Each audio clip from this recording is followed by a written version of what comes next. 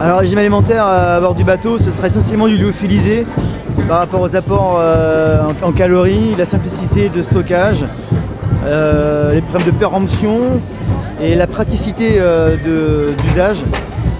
Mais bon, ça n'a pas toujours des super saveurs et il faudra compléter aussi avec d'autres aliments pour avoir des vitamines, des oligo-éléments, des sels minéraux, des choses comme ça qu'il n'y a pas forcément en quantité suffisante dans les lyophilisés. Et après, j'ai des petites douceurs. Là, donc, il y a Jean-Yves qui va me fournir du bon fromage, du bon beurre, de la bonne charcuterie.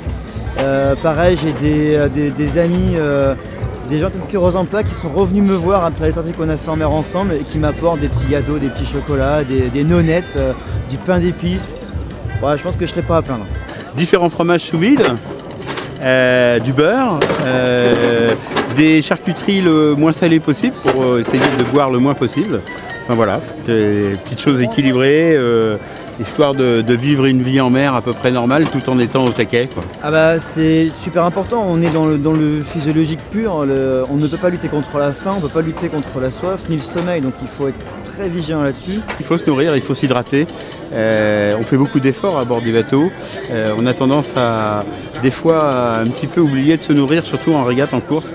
Et je crois qu'il faut justement ramener de l'énergie, un peu comment dire, puiser et amener de la protéine. Alors avec une nutritionniste, Annie Russard, la belle-maman de Victorien, qui depuis déjà la Transat Jacques Vabre nous avait organisé notre ravitaillement. Donc elle s'intéressait à nos besoins, à nos goûts, à nos tolérances alimentaires. Et elle va m'organiser des sacs journaliers. Donc j'aurai pas à réfléchir à chaque jour qui passera. Je vais prendre le sac numéro 1, numéro 2, numéro 3 et m'attaquer à manger ce qu'il y a dedans.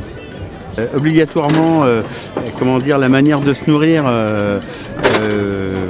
je sais comment ils le font à bord et forcément qu'à chaque fois que je vais regarder où est le bateau, je vais dire bon, est-ce qu'il a mangé correctement? Je suis un peu le routeur du ventre, hein, et c'est bien quoi, c'est intéressant. Manger avant d'avoir faim, boire avant d'avoir soif et dormir avant d'être fatigué. Et ça, c'est super important.